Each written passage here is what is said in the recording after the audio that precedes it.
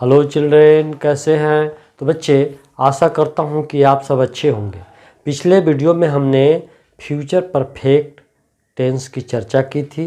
अब हम future perfect continuous की चर्चा करने जा रहे हैं। तो आइए बच्चे, हम सब सीखते हैं।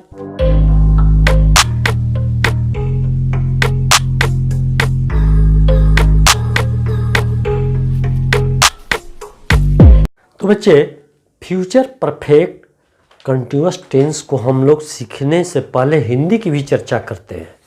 देखिए, हिंदी में इसको क्या है कि राम पढ़ता हुआ रहेगा, सोहन गाता हुआ रहेगा, या राम 5 वर्षों से गाता हुआ रहेगा। इस तरह के हिंदी में पहचान है।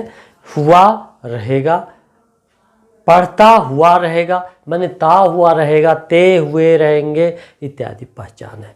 पर तो हम लोग इंग्लिश के वर्ब रूप को देख करके हम टेंस को पहचान करना है।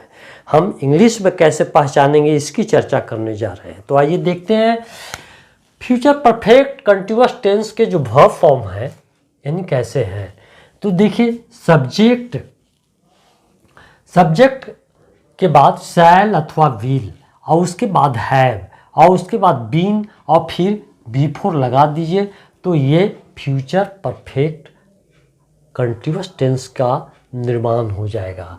तो शैल विल के बारे में जानते हैं कहाँ लगता है। अब इसको हम अलग अलग चर्चा करते हैं। आई के साथ शैल, और उसके बाद हैव डालिए, फिर बीन डालिए, बिफोर डालिए, तो ये फ्यूचर परफेक्ट कंटीन्यूअस टेंस का निर्माण हो जाएगा।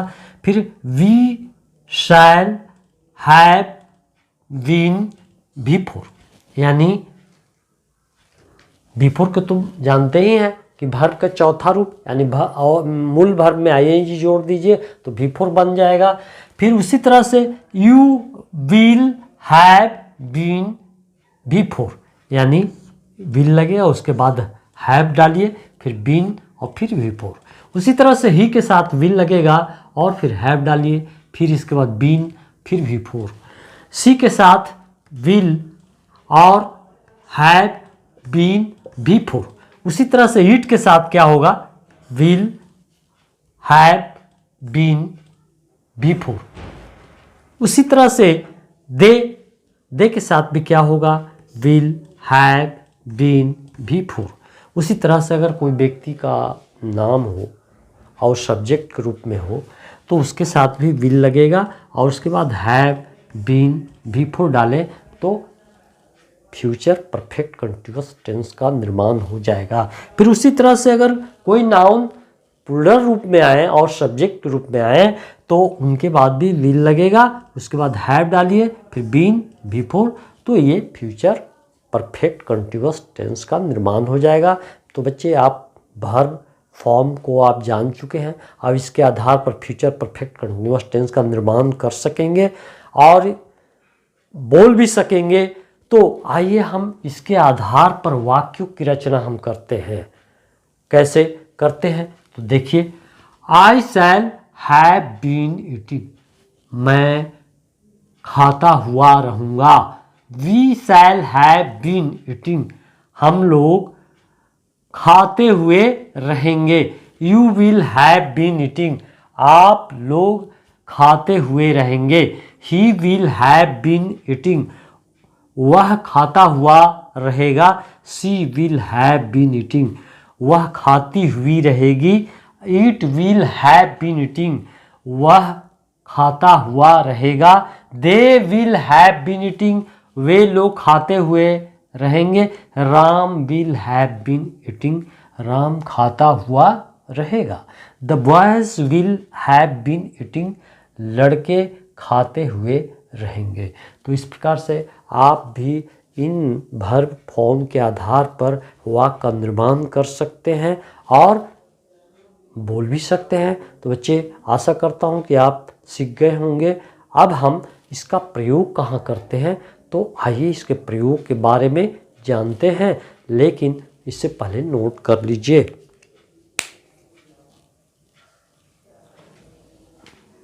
बच्चे, मैं इसको मिटाना चाहता हूँ। तो बच्चे वर्ब फॉर्म को देख करके आप समझ गए होंगे कि कैसे हम फ्यूचर परफेक्ट कंटिन्यूअस टेंस को पहचान सकते हैं, इसके आधार पर वाक्यों की रचना कर सकते हैं, बोल सकते हैं। अब हम ये देखेंगे बच्चे कि इनका प्रयोग कहाँ होता है। तो आइए इसको हम देखते हैं। Future perfect continuous tense indicates that an action will continue up to some times in future.